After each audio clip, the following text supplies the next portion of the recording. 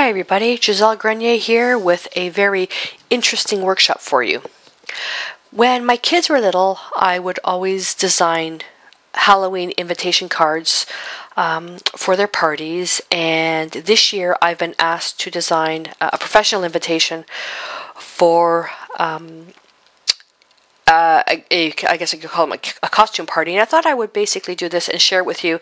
That way, you know, because we're coming up into Halloween and some of you are having some parties. So, the party, though, this particular party, it's an adult party, so there's no kids, so basically the request was to make it not kiddie, but more adult looking. That request was sparked from this painting that I did for an art challenge I was hosting a few months ago, and but what the intention is to take the painting like this into a large scale, okay, paint an original, and that way it'll be taken to the printers to have the invitations printed up.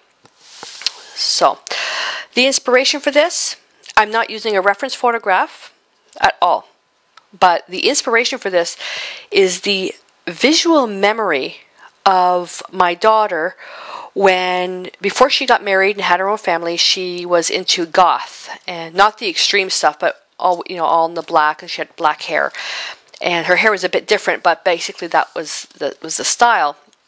Her face is very narrow. Although I have nothing against goth, she looks beautiful now with her family, and she looks completely different than this. And those of you that attend the Coast to Coast convention have met her and her husband as they're helping me, so you know that this is not her. Anyways, so with this here, I'm going to be using this as my inspiration, and I'm going to be, I have a piece that's sort of already started to save some time because we're limited on time, and it's going to be in 2 stages. So first we're going to work the background, and I'm working on approximately 11 by 14 sheet, okay, and then the painting will be in the middle, and it allows room for cropping. Now for you at home, you can create the painting, and then it'll allow room for, you know, if you putting type, and this is basically going to be called You're Invited, so it'll be You're Invited written down here, and it's going to be typeset. So I'm just doing this part. And so you can basically do this and handwrite it, and then you can basically scan it and photocopy it onto your own invitation cards if you want.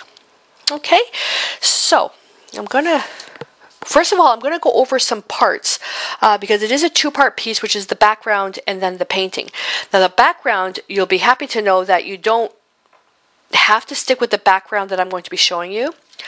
I'm basically going with a bunch of pre-designed backgrounds that I've done. I did a bunch back in March, April, and with these here, you basically choose whatever you want. You don't have to stick with the ones that I'm using, but basically you can choose what you want. There's just a few little things you need to look at. Because we're painting, think about a monochromatic painting, sort of white and black with red. Okay, so ignore the red. What you're looking at is you want something, a background that's going to contrast around here. And when I was asked to do this professional painting, I was asked not to use a brown background, so that's fine. So with this here is I can go through and choose from a variety of pieces, and I did find out what some of the favorite colors that I asked what favorite colors that person had, and I already know what I'm going to be doing.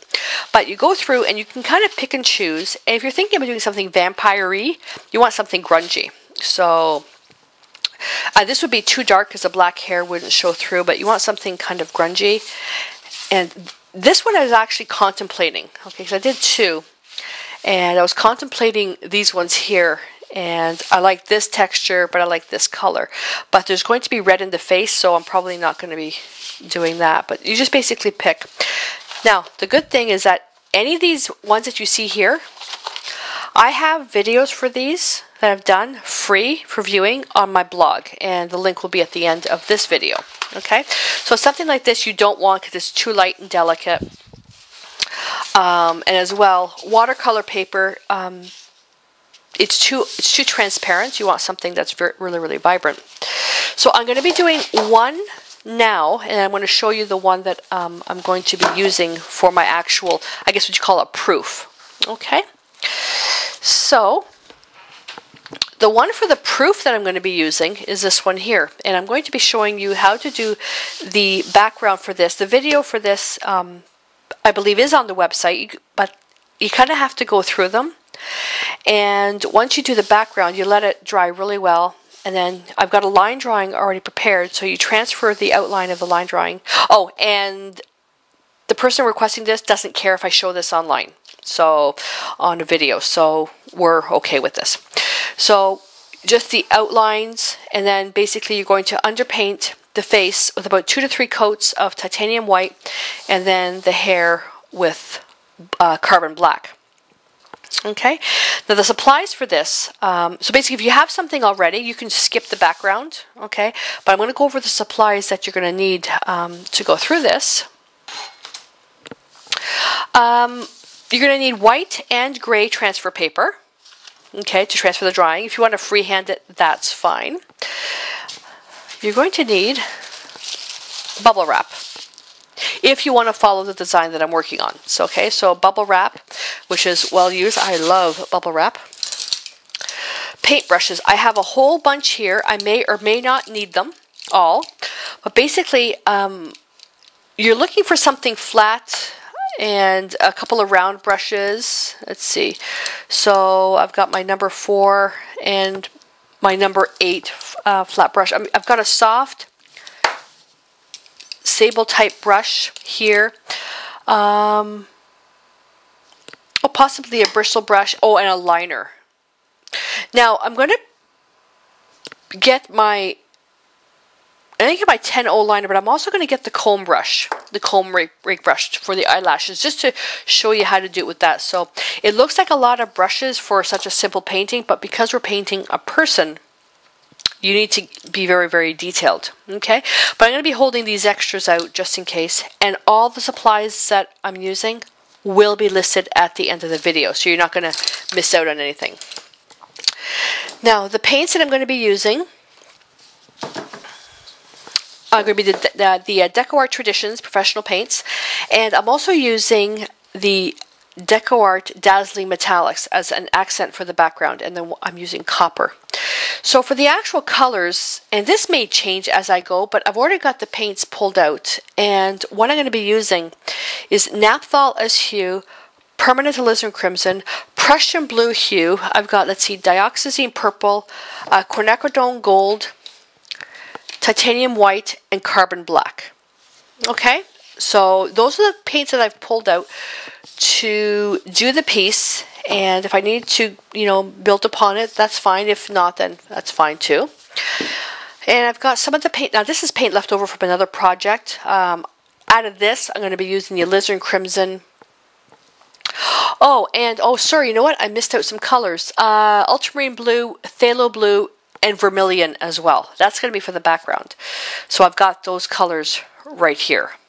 Okay, so I've got my blue, my vermilion here. And I'm going to be using some texture tools.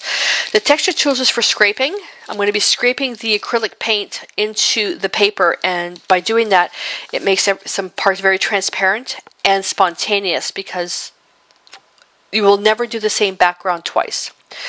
If you don't have texture tools like this, you could just use an old credit card, or I had a whole collection of siding samples for house siding, a whole bunch of samples, and they're so worn out now I have to get new ones, but these are much nicer to use because they're actually straight. These are actually nice and straight. Okay, you need a palette. I'm just going to be using small palettes for my mixing, water, Mr. Bottle, cotton swabs, nothing out of the ordinary, other than really is the bubble wrap is really the one thing that's out of the ordinary. Oh, and if you have baby wipes, that would be good too, because we're going to wipe out some parts of paint.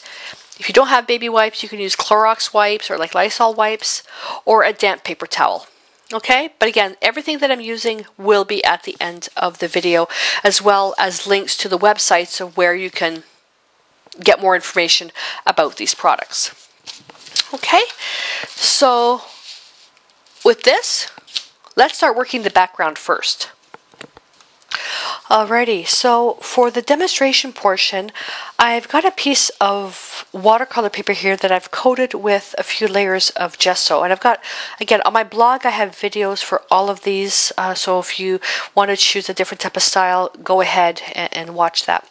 So but for this demonstration, it's about a 10 by 14 piece of watercolor paper. Now what you want to do is you want to do your painting bigger than obviously the invitation.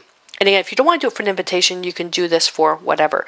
But you want to make it bigger because once it's sent to the printer and printed, and you're going to be printing it smaller, you won't lose any quality. What you don't want to do is do your painting very small and then have it blown up at the printer, whether you do it in-house or out, you're going to lose the quality. Okay, so you want to do your painting bigger than what you need. I got my texture tools here. Now on my palette here, I had to get a bigger palette, titanium white, permanent alizarin crimson. I changed from vermilion to Paranone orange. Okay, it's still an orange, but this one's a bit deeper. Ultramarine blue, phthalo blue, and then the dazzling metallics copper. Okay, so I put these out for scraping. Now I typically would wear disposable gloves for this, but they're blue and they're ugly, and they will interfere with the lighting on this because the light will reflect off the gloves. So, and also you'll need the bubble wrap and you'll need some paper towel.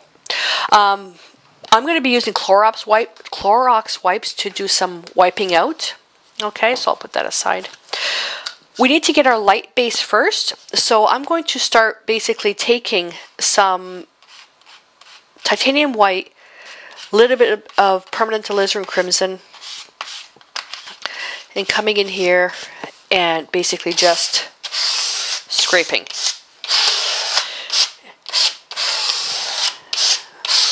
And with the scraping, what it does is it pushes the pigment right into the paper and it dries almost instantly. You're not going for complete coverage. Okay? That's about it. Alright, now I'm going to take the same scraper. Most of this is going to be covered anyways. I'm going to go into vermilion, Paranone orange, and let's say I'm going to put some here, but I'm going to go the opposite way. I figured because this is for a costume party that's Halloween based, so I might as well get some orange in there.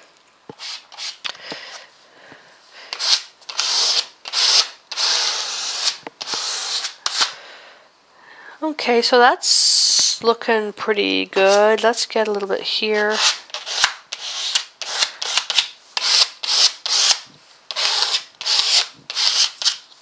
Alright, that's pretty good. Now, I'm going to get a Clorox wipe. Again, you can use, I'm out of baby wipes. Baby wipes are actually a little bit better to use because it's not as hard as your hands. I use the Clorox wipes when I'm painting with oils. Just wiping out the scraping tool. The texture tool, I should say. So now from here, one supply I totally forgot to tell you, but if you've been following me for a while, you know, get a heat gun.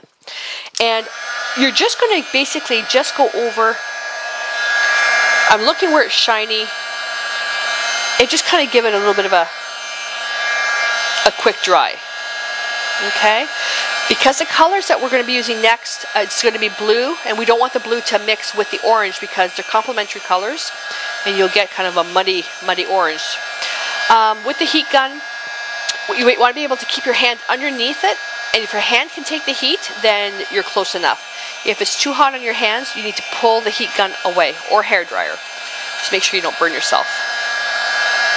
I just had one spot here which was a little bit thicker, didn't quite dry right away. Okay, now I'm going to take that texture tool. Now we're going to need your bubble wrap handy, and this is the part that gets kind of messy. I'm going to take first ultramarine blue, and I'm going to scrape. And I've got paper down on my table which helps protect the table from messes. I'm going to scrape the ultramarine blue a little bit wider than I need to.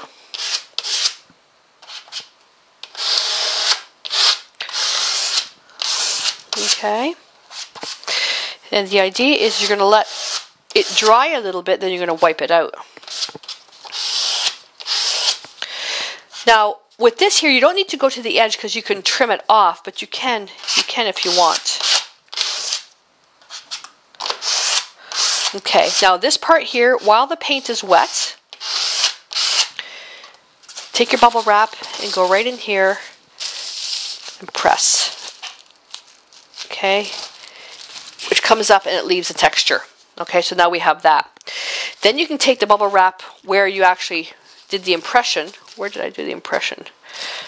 And you can push it someplace else where it's white. Oh, didn't quite leave enough. It dried pretty quickly. That's fine. Okay. Now, while this part here kind of dried out a bit, take your baby wipe or Clorox wipe and you can just wipe out a little bit of paint. This is a little bit damp, but you want to make sure you get a clean part every time you turn your baby wipe over or Clorox wipe. So you have to go through a couple of these. Now I'm going to reach around for paper towel. And if you don't have baby wipes, paper towel works just as good. Okay, but the problem is that it doesn't take up the paint if it's dried out. You see? Okay, so I'm getting different. I'm not going to go over the bubble wrap part. Okay, then you're going to take now your texture tool or your credit card, whatever you're using for paint. Now you're going to go into phthalo blue. Transparent and very intense. And I'm going to go right over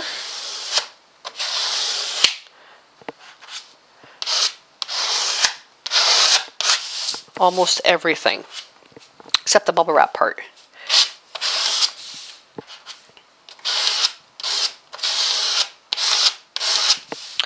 Oh, one part I forgot to do. Hold on. I have to, let me clean this.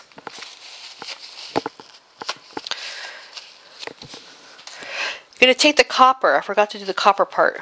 And we're going to do copper right in the middle of the face because this is going to be covered, but I need to put the copper on top of the bubble wrap. I need the copper color. My bubble wrap is getting really worn out, so you're just going to be putting that on. If it dries out, we can always brush it on. Okay, lift that up, and now continue on. Phthalo blue.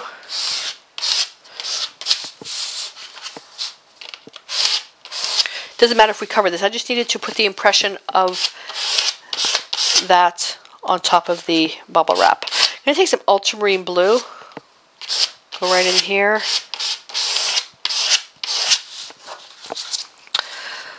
Let's see. Again, you can use whatever colors you want. Heck, I can even come in with some alizarin crimson right here to darken that up a bit. That actually looks really nice. You just want a lot of action taking place. I'm not going to go with orange because the orange is going to be I'm going to lose too much. Now take your paper towel or your wipe or whatever you're using and start wiping back. It is much easier with a damp support or a damp cloth though. I'm going to use the Clorox wipes. What you want to do is you want to let it dry for just a little bit. Okay? But you at home, you have much more time than I do. I'm just going to put some of that moisture into the paper towel. There we go.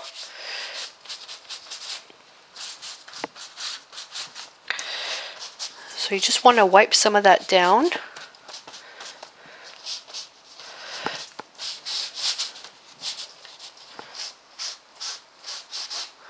see, it looks like I'm pretty grungy right now, and it's starting to dry. And as we start wiping it off, it looks really, really aged.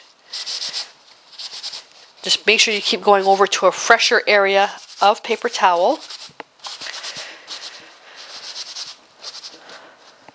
And I think I'm pretty well run out. Not worried about this part because that's going to be painted. Now, I don't know if the copper has dried. It probably has.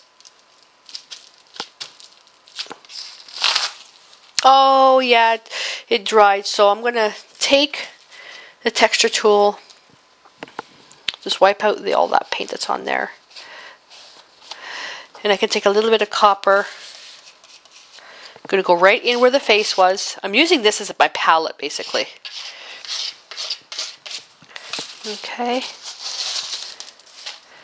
Press into it. And press someplace else. That's better. Press into it. And press someplace else.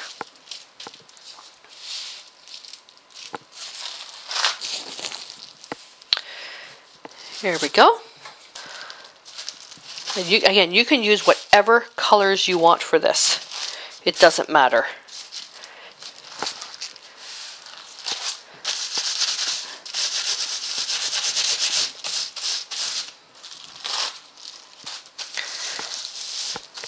There we are. So you can easily see that it doesn't matter how many of these you do, they will always look different. This is why I wear gloves. If I use phthalo blue, it will get all over me and it doesn't matter what I'm doing.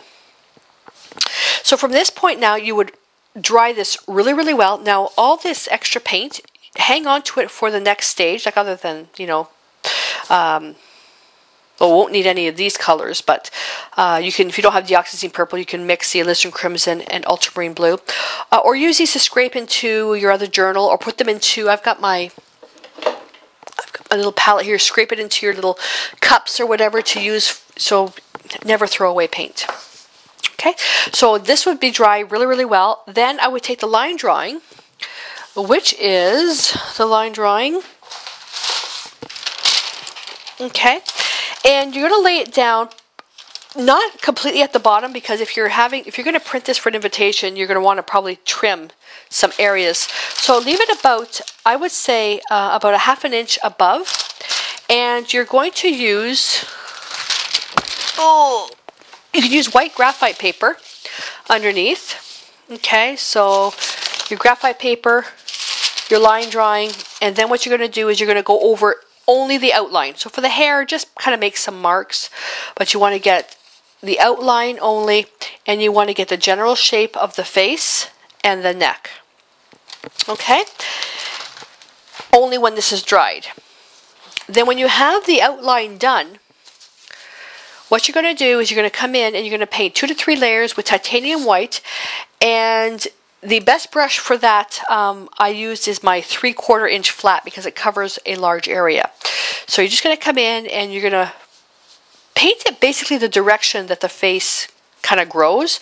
So with the hair and the face area, around the cheeks will be round. Okay, the neck, come down like this, go back over this, because I want to be able to see the line where the chin is. Let that dry, apply another layer, same thing. Okay, then another layer. The final layer though, once you put in the final layer, come in with a little mop brush and just kind of tickle it to smooth out any hard edges. And my mop brush was shedding. You're going to smooth out any hard edges. Okay, now it's not complete opaque coverage, which is fine because I'm going to be putting more paint on this.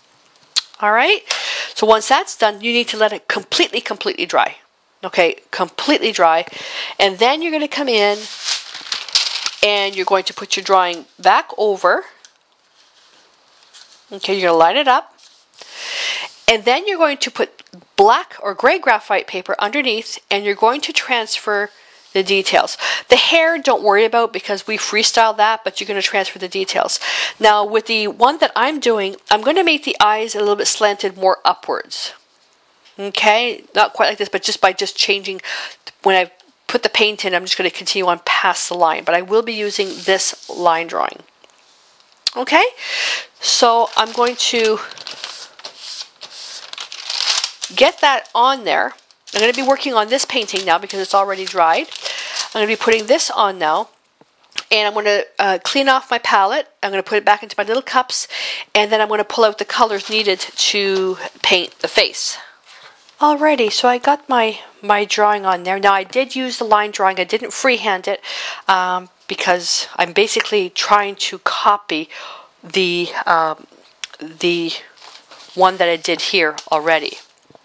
Okay, so this is the background that I've already chosen. The other one is almost dry. Okay, so I may do another one on this. Who knows? Just to give the person two different options.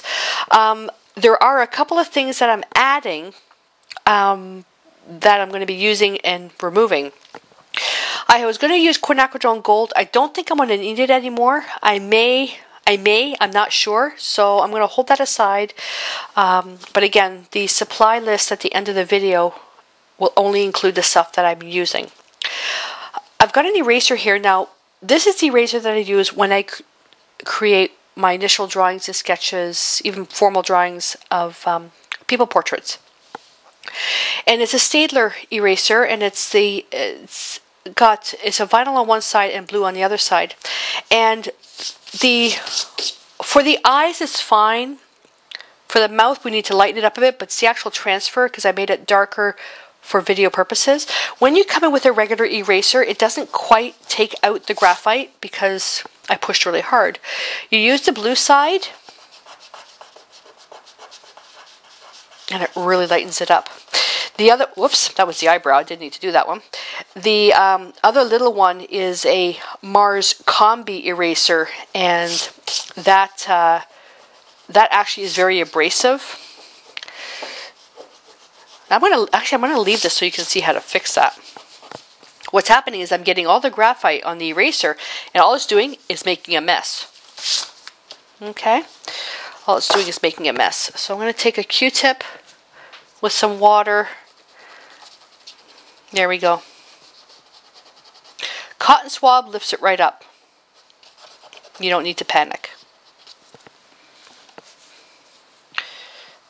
This part I'm not worried about because the eye is going to be heavily outlined. Okay, so there you are. Now she looks really mean, doesn't she? She's missing her eyebrow too. I gotta make sure I put that in the right spot. So you can come into with the dampened Q-tip and just go over that. I don't want to take too much out because this is very important for the placement.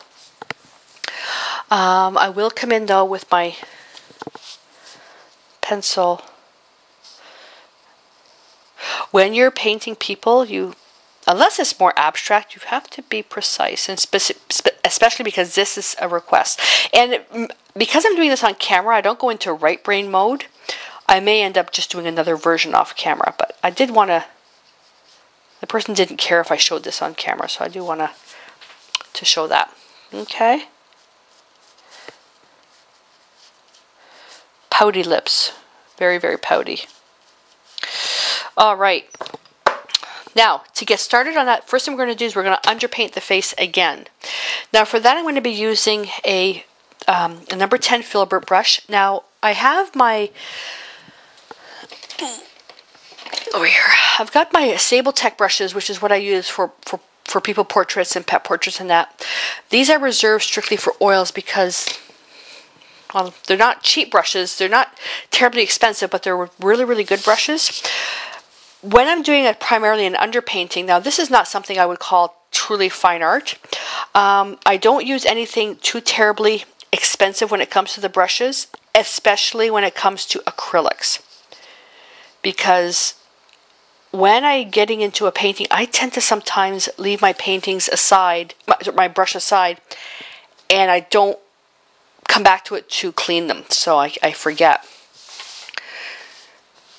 Acrylic, but now mind you, in saying that, a lot of times when I'm painting, doing people paintings, that sounds funny, people paintings in acrylics, I will use the Traditions with the glazing medium in the format that simulates a bit more of oils. Okay, so I'm just picking up a little bit of carbon black with some white and getting into kind of like that dark gray and coming in, and I'm just getting the nose shaded here. And this is going to be quite the graphic painting. This is not really how I would paint a person. I'm into simplistic language. We were out today and we were buying my granddaughter Ava. Last year we bought her a dancing meerkat for Christmas, and it would sing rocking around the Christmas tree.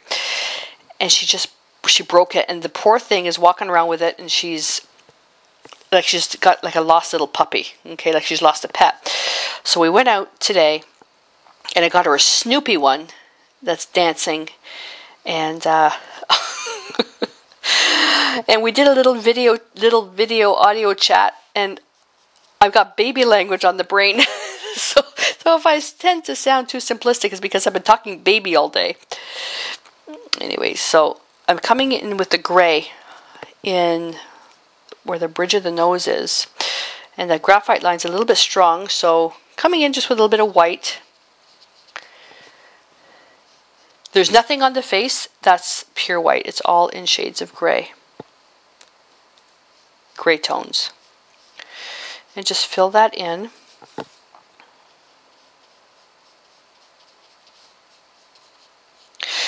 The one nice thing, well, not the one nice thing, but the really nice thing about using these Traditions paints is that it's a matte finish, so the layers on top of each other really adhere well. Now coming in with the white with a little bit of carbon black, just kind of fill in. If you go over the hair, it doesn't matter. And I can see my fine art students going, she's using black. She's using black out of the tube. Oh my God, out of the tube bottle. Because I usually use chromatic black with color. But vampires, not so much. They don't have so much color.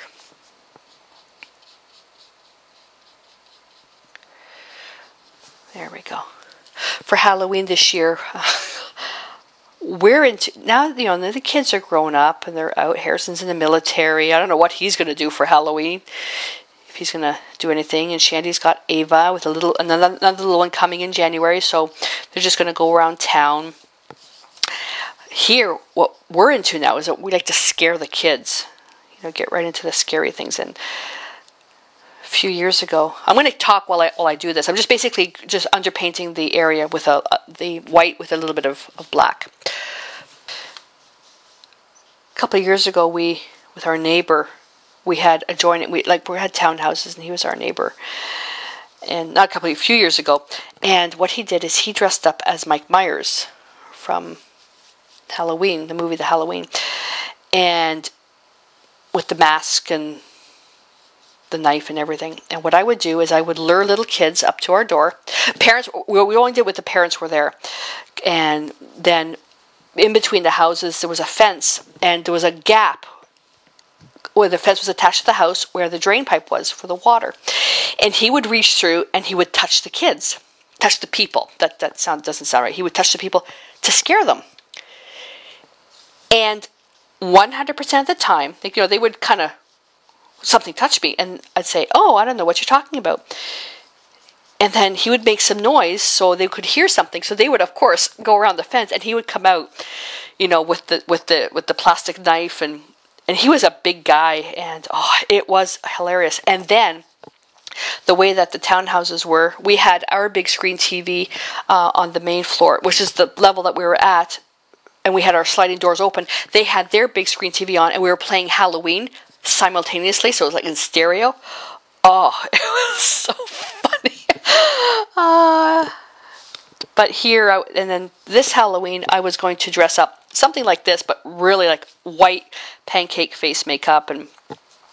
But last year, the kids, they were most, like I would say 90%, they were really little, and I don't know if I have it in me to really scare the little kids. I don't know. But now I'm just coming in here under the chin with a bit of a darker gray. I don't know if I have it in me to really scare the little kids. I don't know. There we go. And I'm going to come in here now. Again, I'm putting into almost like a fourth layer, but I'm being very specific as to where I'm putting the color. Okay, so around here, now there's going to be hair coming in here, but I'm going to be putting a little bit of a darker gray because the black over the face, it's not going to be white, pure white, because it's shadowed. Again, this is a little bit more detail than you really need to.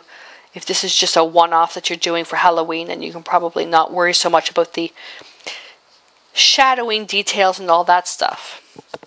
But the lessons for people painting remain the same. Okay. Yeah, I'm just going to lightly go over the eyebrow, the lid of the eye.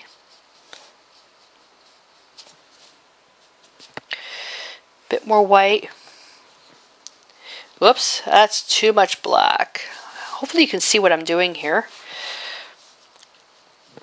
Okay, I'm just going to come in here. Again, there's nothing here that's pure white. It's a little bit more black. You always have a shading under the nose.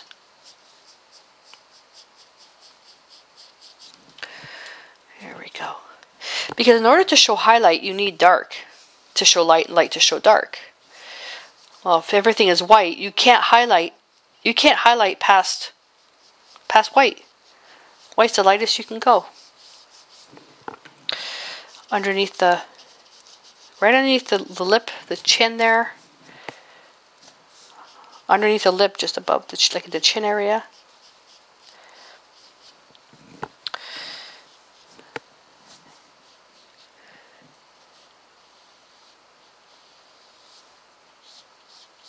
I asked Joe to dress up for Halloween.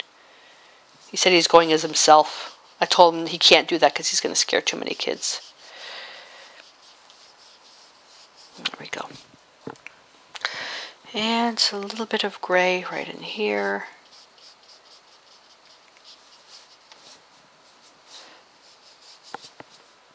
I love doing stuff like this because it gets me out of because I'm a professional pet portrait painter, and with all that stuff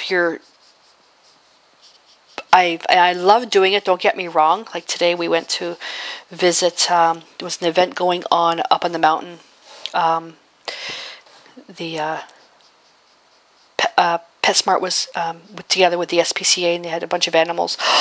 Oh, we found one, and it was a shepherd mix mother dog with her the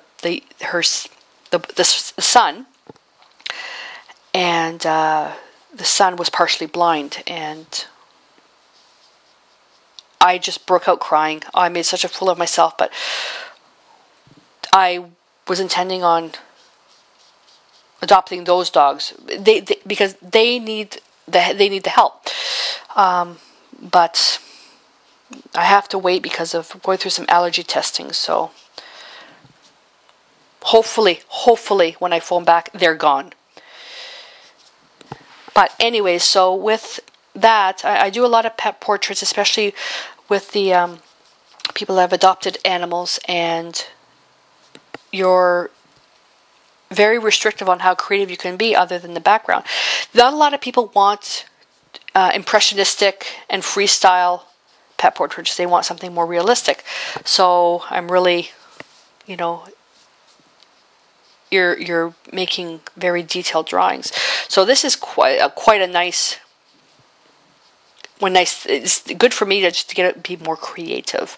That's why I'll do a lot of the creative stuff on my blog, Creative Chaos, which, by the way, we're looking at not so much changing the name, but I want to put it on its own web address. Right now it's creativechaos.artplace.ca, and artplace.ca is my formal teaching site. So we want to come up with a new website name so it's its own .com.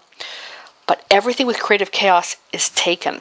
And the one that I wanted, the name for it, it's a tattoo place down in Brantford. And I designed a tattoo for my son before he was before he went on for his when he was in the military, when he went before he went for special training. I designed a tattoo and they did it for him. So I'm going to make sure that I don't infringe on their copyright with their .com name. So coming up, we're trying to come up with another name to show creativity, chaotic stuff. And the chaos was basically the chaos of life, plus the name of Harrison's cat. Call her Chaotica. So see how this is starting to really build up just by using black, white, and gray. And I'm building up many, many layers because you have to, when you're doing people, even though this is just for an invitation, you know, I have a standard that I have to go by. I don't want to do something very, very cartoony because it was requested that it be a professional invitation. So this is where if somebody, you know, hired me to develop, you know, a greeting card or something, basically the same thing, I wouldn't do that on camera, but unless the person gave me permission. And for this one here, they didn't care. There we go. Got some nice tones going on here. Now, what I'm going to do now is I'm going to be bringing a lot of the hair down, but I want to make this a little bit grayer. And I don't have any medium in the paint. It's pure paint. And it's got a nice matte finish, so it adheres really well, and you can build up many, many layers. So with the, I digress many times, with the Creative Chaos blog, as I do a lot of the creative stuff on there, wacky stuff, art journaling, designing. Now this is going to be more my pet portrait website, Art by Nature, jewelry, where people who have pet portraits done, I can take the pet portrait, create a print, and then actually put it into, create a piece of jewelry out of it. I also design drawings of featuring steampunk with animals, and I'm into steampunk jewelry, and so it's just very complete to my pet portrait side. The actual opposite side is like really extreme.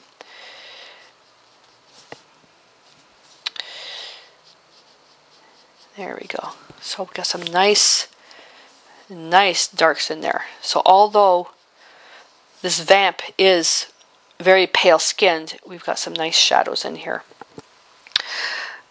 Okay, so now I'm going to take just a little bit of white now, and I come in and, well, really, she's pale. She wouldn't be in the sun unless you're, you know, have one of those special daylight rings where vampires can stay out in the daylight. So I'm just going to put a little bit of white on the cheekbone. See how that brings it right out?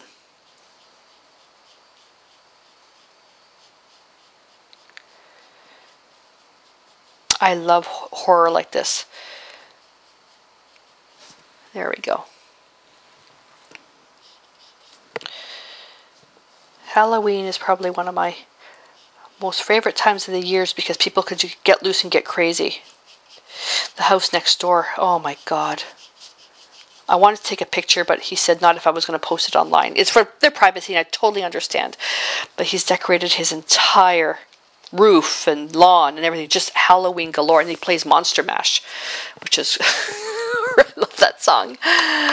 Okay, so now what I'm going to do with this, I'm going to let this dry just for a few minutes. It didn't have any medium in it, but there is quite a few layers. And basically with the technique, it's almost like an oil technique, even though there's nothing in the paint. You can see that it's already drying on the edges.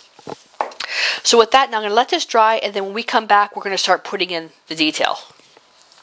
I took the heat gun to this. Oh, it took less than 15 seconds. So now, rinse my brush really, really well. Again, with acrylics, you got to make sure your brushes are rinsed well. And what I'm going to do is I'm going to take another little filbert. Now, filberts are amazing when you're painting people. I'm going to take another filbert. I'm going to put a little bit more shadow right in here, but this time I'm going to take the gray with a speck of purple. Now, if you don't have dioxazine purple is extremely intense.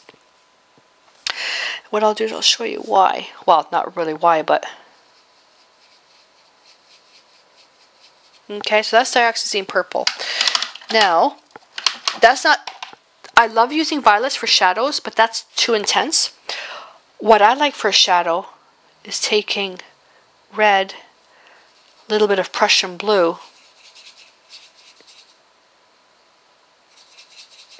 and I'm adding in white just so you can see the underlying color. It's a grayed violet. That's what I'm looking for. Dioxazine purple will last you quite a bit of time. You want to dull this down. I can go into a little bit of black. I'm adding just specks very, very slowly.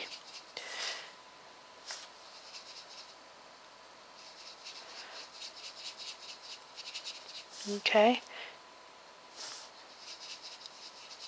There we go. See? Either one works. Okay. Alright. So, well, since the paint's already mixed up, I might as well just use that. So I'm going to take the dioxazine purple. Okay, I'm going to load my brush and I'm going to smush it. And now I'm going to wipe the excess off on the paper towel because I want a dry brush. I want to just dry brush a shadow under her neck. Immediately go into some white and go over that. I'm using the white as my blending.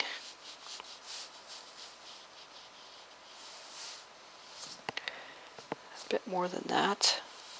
There we go. Okay, now I can go in with the white, a little bit of gray, and I can kind of fix this up a little bit more. Violet is an amazing shadowing color. In oils, this is really quite lovely to do because you do a lot of blending.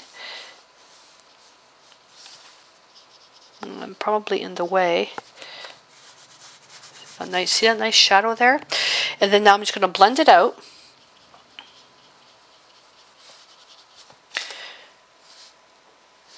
I'm just going to take a little bit of white on. I'm going to take a little bit of white and black to make a gray. Now, if you're not comfortable with mixing your own gray tones, you can use the Traditions. They already have grays mixed up, and I use those especially when teaching color theory. That way people can learn the value system the way that I use it quick. Because without values, your paintings are flat. And that's a value system element right there. Putting a shadow underneath the chin. Shadow has to be darker. Not black, but it has to be darker. Okay. Now, and then from there you just layer. Now I'm using the paint quite thinly here. Again, if you're just doing this as for fun, you may not need to spend as much time as I am. I am working a little bit faster than I normally would.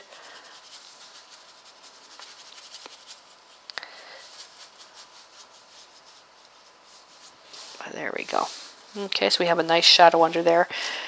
It's a little too purple for me, so I'm probably going to come in a little bit later with a glaze of gray. I'm going to take that same violet, it's already dried,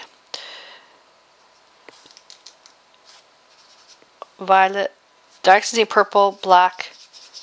Oh, that's perfect. Dioxazine purple, carbon black, and a little bit of white. I'm going to pick up a little bit of water in my brush at the same time, and I'm just going to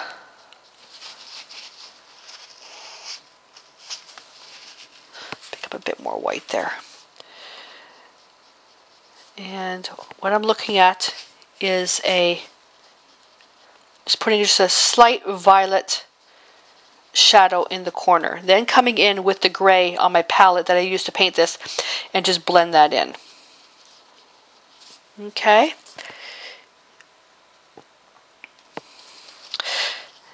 There we go.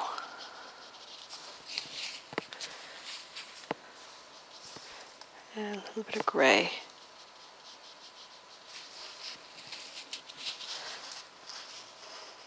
Just getting rid of that ridge there. This studio lights are making this dry really, really fast.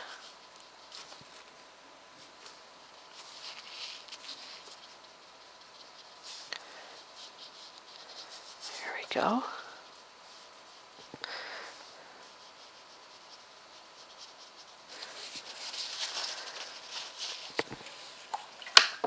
So this one here is not blending as well.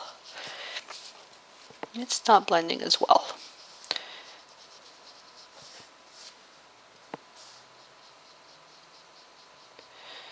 There we go.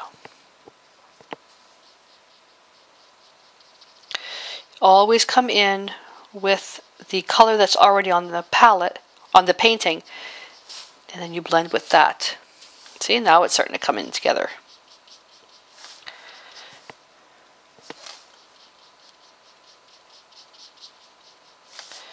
Perfect. There we go.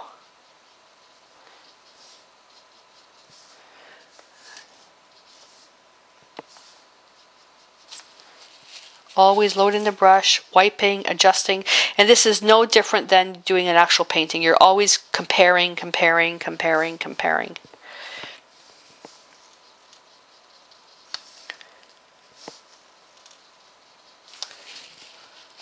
I really want to sink in her eyes here, really make the area quite protruded. Bring her nose right out.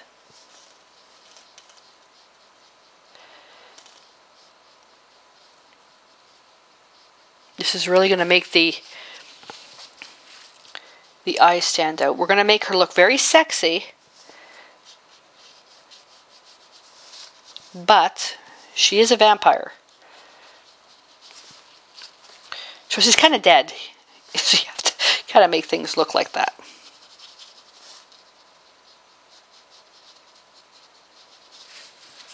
Here we are. Ooh, this is looking so nice. I'm really pleased with this. Okay, a little bit of gray under the eye. Not too much because we're going to put her eyelashes there. So the shadows that I'm putting in here now all have a slight touch of violet.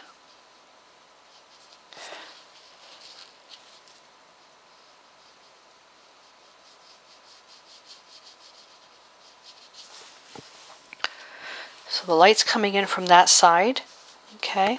Now you can make her where she's, you know, if she's straight facing you with the light in front, that's fine, but I kind of like shadowing one area more than the other. Okay. Oh, and I just need to dry brush a speck of shadow color right in here. Just a little bit of violet, not too much. All right. I'm going to rinse that brush. Now we get into the fun stuff.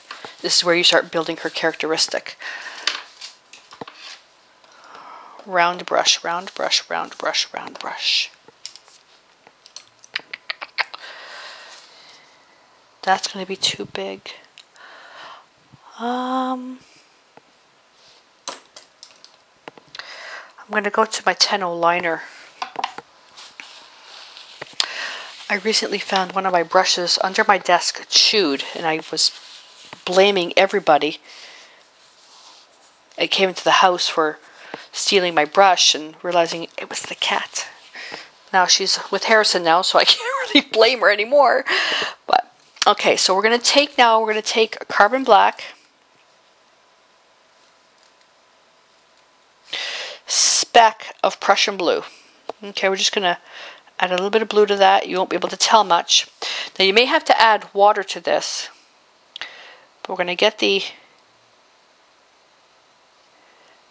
eyebrows started. Okay, don't overdo it on the eyebrows right now. I'm adding a little bit of water to this. Don't overdo it right now. We want to build them up. Because there's such a difference in contrast, you're working very dark on something very light. It's much easier to start small than grow big, and painting the eyelash or the eyebrows way too large, because then you have to make them smaller.